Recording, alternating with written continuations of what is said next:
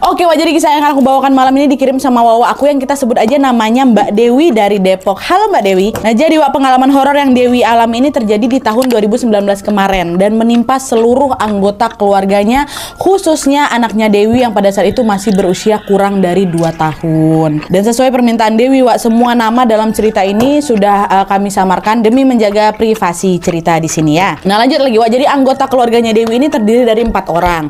Pertama Dewi, terus suaminya Mas Gazi, anak pertamanya namanya Raffi, dan anak keduanya yang laki-laki juga umurnya kala itu masih 1 tahunan lebih namanya Bima. Dewi, Mas Gazi, Raffi, Bima. Ya, nah kejadian yang menimpa keluarga Dewi ini bermula pada saat dia bersama anak-anaknya ditinggal tugas sama Mas Gazi keluar kota untuk keperluan pekerjaan. Dan FYI, Wak, Mas Gazi ini adalah seorang pekerja seni, khususnya di bidang film. Dia sering sekali terlibat proyek kerjasama dengan beberapa produser dan sutradara terkenal. Beberapa proyek yang Mas Gazi kerjakan ini, Wak, sering sekali meraih kesuksesan dan laku keras nih di pasarannya kan. Karena tuntutan profesinya itu, Mas Gazi pun sering sekali ditugaskan keluar kota selama berminggu-minggu bahkan berbulan-bulan sampai proyek filmnya ini selesai. Jadi ceritanya pada malam ini Dewi ini sedang berada di rumah bersama Raffi dan Bima karena Mas Gazi sedang ada proyek untuk syuting film horor di luar kota, tepatnya di daerah dekat puncak. Nah, pas lagi enak-enak tidur ini, Wak, Raffi anak pertamanya Mbak Dewi ini tiba-tiba terbangun dengan wajah yang gelisah gitu. Mbak Dewi yang waktu itu belum tidur nanya lah kan, kamu kenapa nak? Kok tumben jam segini bangun? Katanya kan. Mendengar mamanya ngomong kayak gitu, Raffi bilang,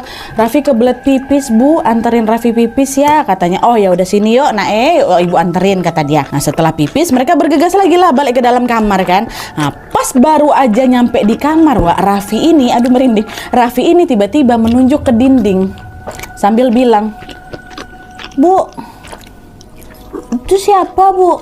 Wajahnya serem kali, matanya melotot, warna matanya merah bu, kata dia. Nah, Dewi yang mendengar pertanyaan Raffi yang tidak biasa ini langsung ngomong, ada apa nak?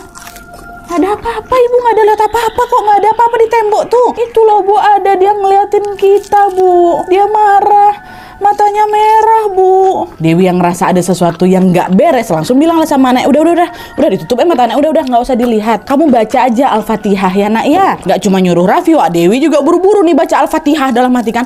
Tapi entah kenapa Nadia ya, doa yang aku bacakan itu, surat Al-Fatihah yang aku bacakan ini selalu terputus-putus di tengah-tengah. Iya kan nak berdua, iya kan nasta'in. Apa lagi ya? Astagfirullahaladzim.